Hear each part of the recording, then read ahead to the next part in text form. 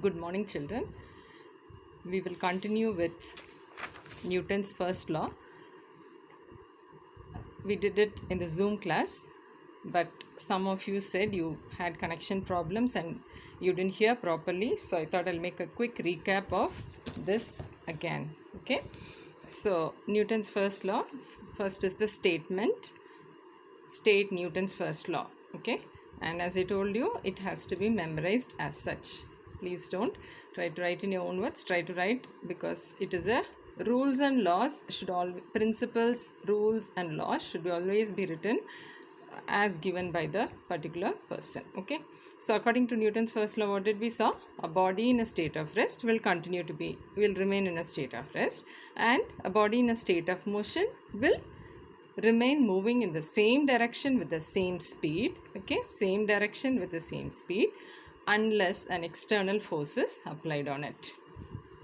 So this is the statement. Then from Newton's first law we can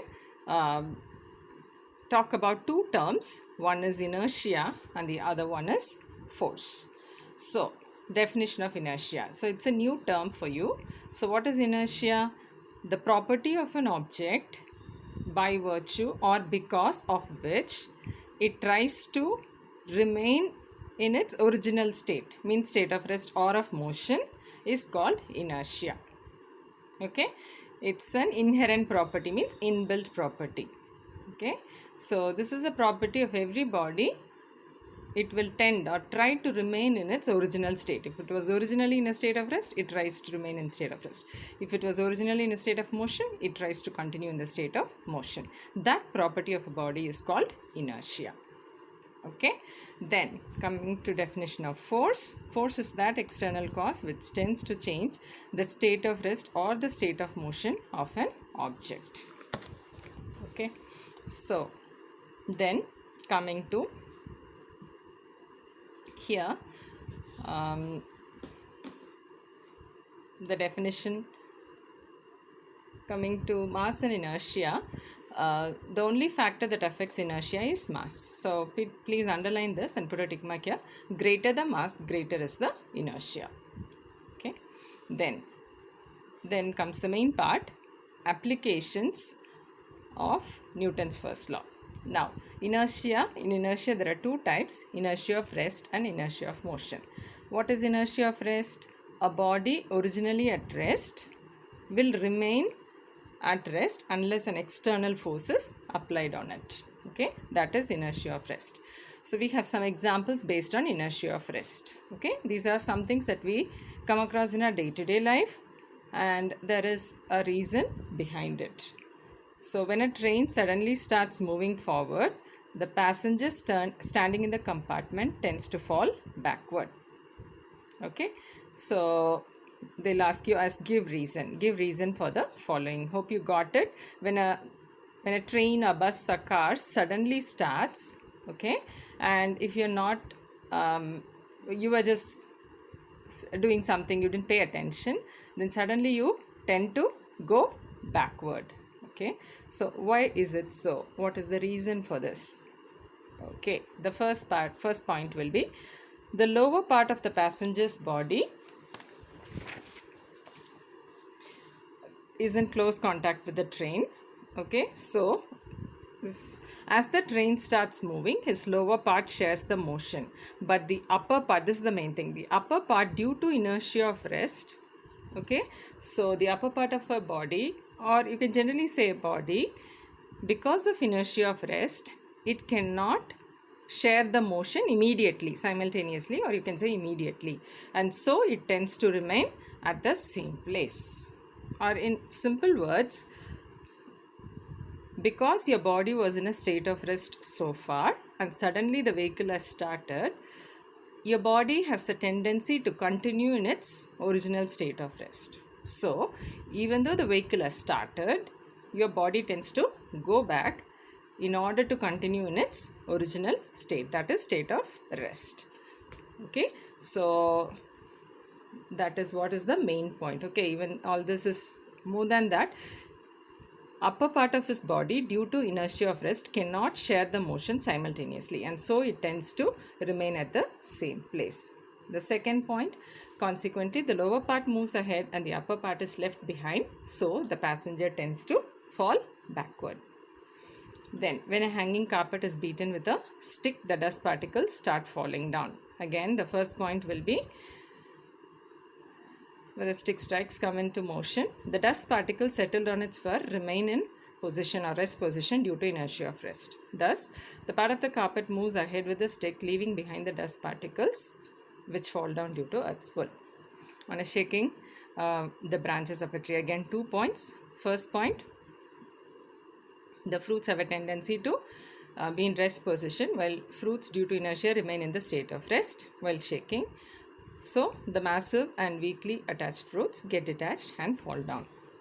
Then comes, on striking the coin of a bottom of pile of carom coins, lowest coin moves away. So that again, lowest coin moves because you're directly hitting it, while the remaining pile, due to inertia of rest, remains where it is and ultimately takes the place of the original pile. And again I'm saying that in all these applications, it is important to write due to inertia of rest, due to inertia of rest, due to inertia of rest. 1 mark is kept for this. If you don't write this term, you write all the other story, but if you don't write this term, 1 mark goes off. It's a 2 mark question, 1 mark will go off. Remember that. Then, when a smooth card placed over, so this is something similar to that. And then corridor train also is something similar to that. Okay. This is whole thing is 1 point, but the sliding door remains in its position due to inertia. Okay, the door remains in its position due to inertia, means it's in its rest position due to inertia of rest. So when the train starts suddenly, the frame can move forward, but the door slides opposite to the direction of train, thus the door may open. So basically 2 points are there and it comes as a 2 mark question. Okay, now come to inertia of motion. Inertia of motion means a body originally in a state of motion tends to remain in the state of motion unless an external force is applied on it. The examples will be just opposite to this. Okay, a cyclist riding along a level road does not come to rest immediately after he stops pedaling. Okay, you're cycling fast in a road and you realize that you have to stop. Even though you put a brake, it takes a few seconds for you to come to rest. It's very difficult for the body. Even if it comes to rest, sudden brake you put and comes to rest, you will tend to fall forward. Why? The bicycle continues to move due to inertia of motion even after the cyclist stops applying the force on the pedal, because the cycle has been in a state of motion. Because of inertia of motion, it continues to remain in the state of motion. The bicycle comes to rest after some time as a result of the retarding force of friction because between the tires of bicycle and the ground. The point is, it is very difficult to stop it immediately. It will take a while. It moves for a while, then only it stops. It's because of inertia of motion. So again, 2 points. Inertia of motion is very important. Now, when a passenger jumps out of a moving train, he falls down. Yeah, it looks funny. A passenger jumps out of a moving train. Of course, he will fall down. What's a big deal about it?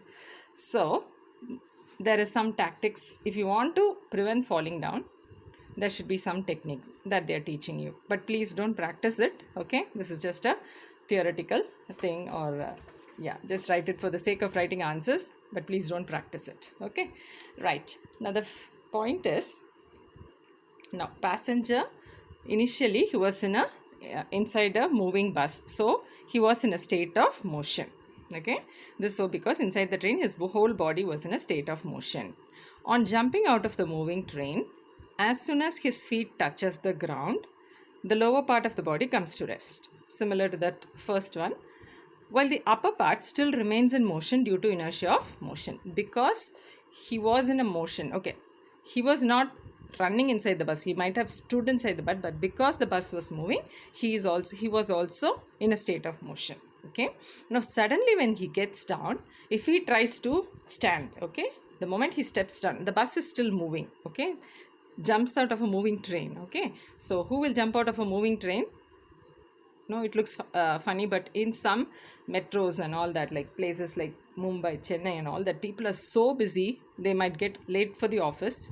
I've seen even before the train comes to a halt, even with the bus, before it comes to a full halt, they will try to get down and run away because they are in such a hurry. Okay, so those people tend to fall down.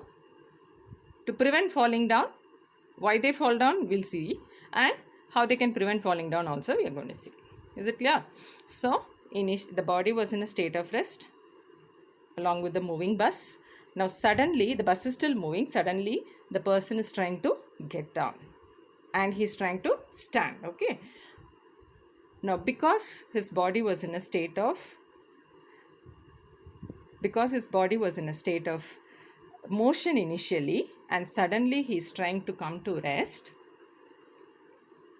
it's very difficult for the body to come to rest. So what happens? He tend to fall backward. On jumping out of the moving train, as soon as his feet touches the ground, lower part of the body comes to rest, while the upper part still remains in motion due to inertia of motion. As a result, he falls in the direction of motion of the train and gets hurt. He might try to stand, but it is very difficult because the inertia of motion, because he had a tendency to move forward, so he will fall and get hurt. Okay, to avoid falling, what he should do? So as the passenger's feet touches the ground, he should start running on the ground in the direction of motion of the train for some distance. Okay, you will see many people doing this. If they have to get down from a running bus, moving bus or something, they should not get down and immediately try to stand straight. What they'll do is, they'll try to run along with the bus. Okay, run in the sense not at that speed, at least just take few steps, then slowly come to rest. Hope you understood. So what he should do, he should start running on the ground in the direction of motion, not in the opposite direction, in the direction of motion of the train for some distance. Then he won't fall. Hope you understood. It's a very interesting reasoning question. Okay, but as I told you, please don't try this. Okay, don't get out of a moving train first of all. Okay. Then, when a running car stops suddenly, passenger leans forward. This is opposite to the first one of inertia of rest. This one, when a train starts suddenly, you move backward. Now, a moving train or car stops suddenly, you tend to lean forward. Okay, again, reason is because your body was in a state, while the car was moving, the whole body was in a state of motion. When the car stops suddenly, the lower part being in contact comes to rest, but his upper part remains in a state of motion due to inertia. Thus, his body leans forward. Then, athlete often runs before taking a long jump. Now, people taking long jump, you would have seen that they won't just keep standing 1 second and the next second take a jump. Usually they run for a distance and then they take a jump. Why do they do that?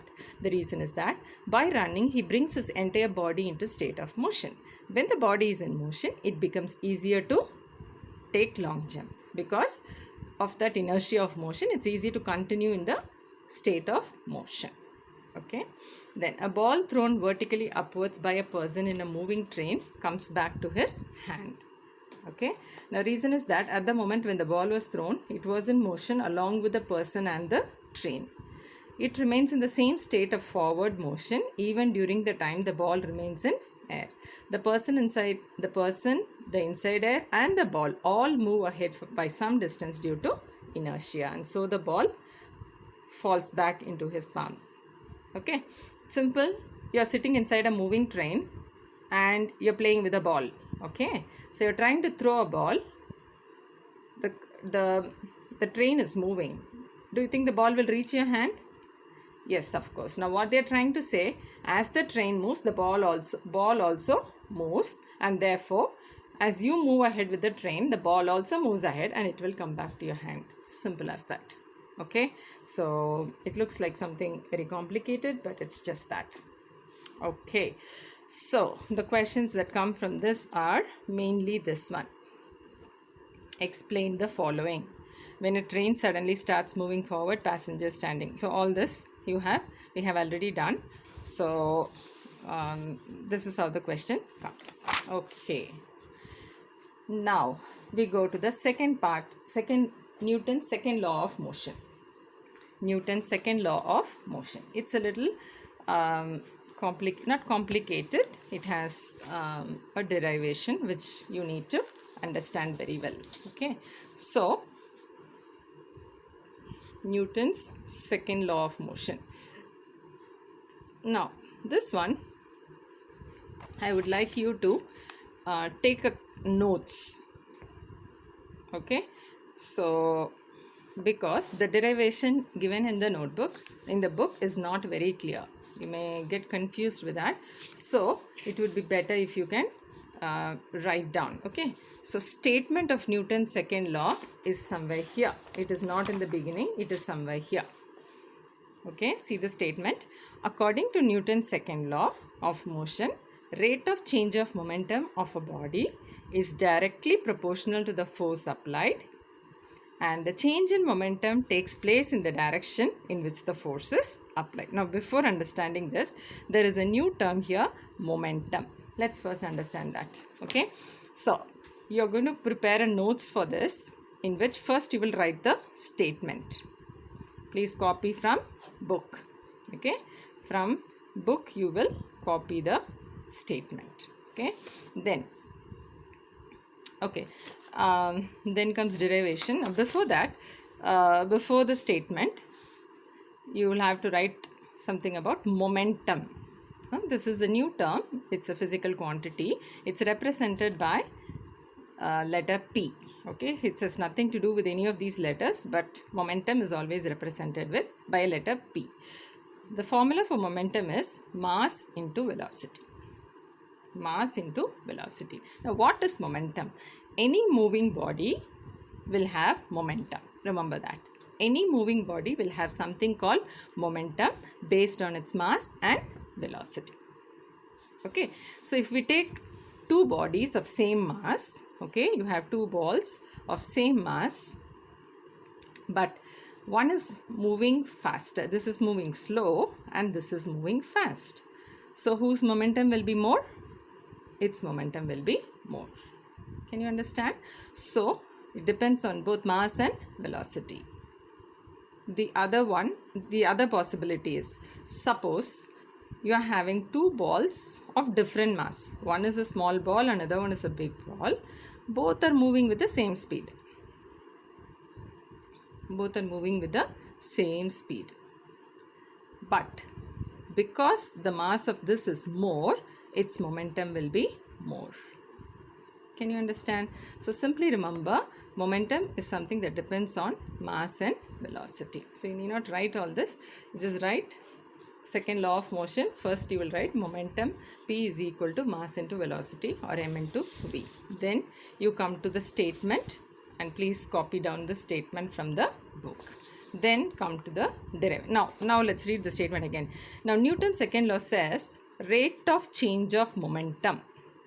Okay, rate of change of momentum means when a body is going with one speed and you're hitting it, okay, you're applying a force, then its speed will increase. So its momentum will change. Its momentum will increase. Now the change in momentum, okay, the rate of change of momentum will be directly proportional to the force applied. Of course, you give a less kick, the rate of change will be less. Maybe if it was moving at 5 meters per second and you kicked it gently, maybe it will start moving with 10 meters per second. Whereas you gave a nice kick and it started moving with 50 meters per second. It was initially moving with 5 meters per second, but it starts now moving with 50 meters per second. So what is the conclusion? If you apply less force, the change in momentum will be less. If you apply more force, change in momentum will be more. Simply that only they have given in little complicated words. Rate of change of momentum is directly proportional to the force applied, and the change in momentum takes place in the direction in which force is applied. Suppose you're kicking a ball, you're applying a force on this ball in this direction, ball will move in this direction. This change in momentum will be in the same direction in which force is applied. First of all, this change in momentum will be proportional to the force, directly proportional to the force, and then the direction of it will be the same as, if you kick in this direction, it was going to go in this direction. If you kick in this direction, rate of change of momentum will be that direction. So that is the statement of second law. Okay, I'm not writing the statement, you will write from the book. Then comes the derivation. Okay, so this is the important part of Newton's second law. There is a derivation. Okay, so first let us assume, okay, let us assume a body of mass m, okay, body of mass m. It was moving with the initial velocity u. Okay, so a body here, you applied a force on it. Initially it was moving with the velocity u, and when you applied a force, its velocity increased to v. Okay, its velocity increased to v. Okay, so that is called final velocity. Let us take final velocity as u. We are using all general terms because we are deriving a general formula. So we are not taking any specific value. We assume that the mass of this body is m. Initially it was moving with the velocity u. This 5 meter per second, whatever it is, it's the initial velocity, so u. And then after force was applied, its velocity increased to v. That is called final velocity v. And then this change took place, time taken will be t. Let the time taken for this change be t, small t. Is it clear? So this is the first assumption part. 1 mark is allotted for that. After writing that, you will write, first of all, initial momentum of the body. Initial momentum of the body. We saw this body is of mass m. Okay, so what will be the initial momentum? Mass is not going to change. Mass will be the same. Mass into initial velocity. Initial momentum, you will take initial velocity.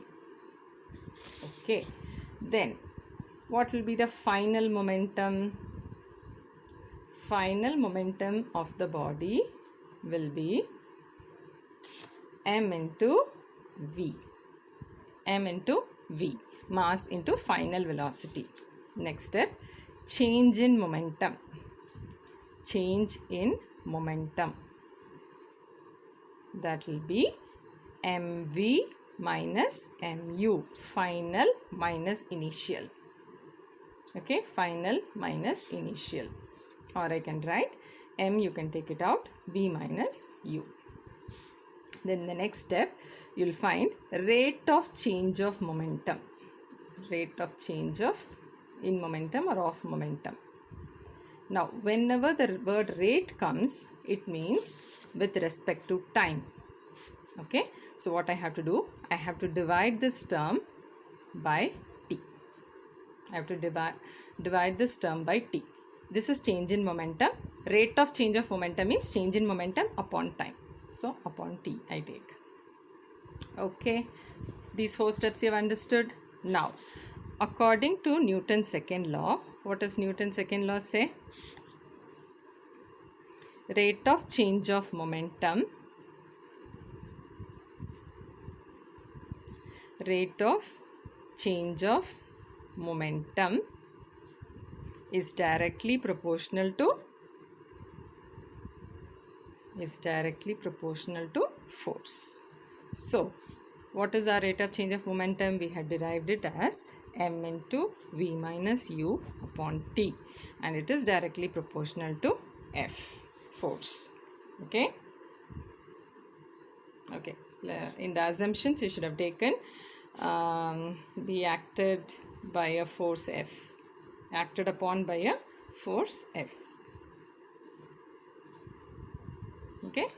It was moving with the initial velocity u and it was acted by a force F, and then it came to the final velocity v. Okay, so now I can write F is proportional to m into v minus u by t. Now to remove this proportionality sign, this is a mathematical or I can write equal to m into v minus u by t. Now leave the m outside, v minus u by t. If you remember, in the last chapter we studied what is acceleration? Change in velocity upon time, v minus u by t. So instead of v minus u by t, I can write acceleration, so m into a. So I get this formula, F is equal to m into a. So this is the main feature of Newton's second law. From Newton's second law, I can derive a formula for force. F is equal to ma. From Newton's first law, I got a definition for force. From Newton's second law, I can derive a formula for force. Now with formula, the advantage will be you can calculate the exact value. This we can just explain it theoretically, but you can't find the exact value. But with the formula, we can easily calculate the exact value of mass, acceleration or force or whatever it is. So this is the derivation of F is equal to ma from Newton's second law. Okay children, so with this I am stopping. For homework, you have to write the reasoning questions of all this. Okay, just 2 points. Please don't copy it. Try to write in your own words. That will be fine.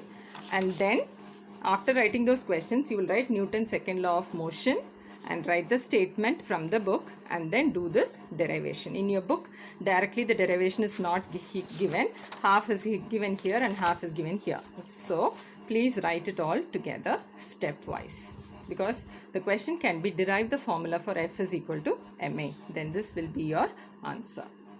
Please write it down in your notebook. Thank you so much.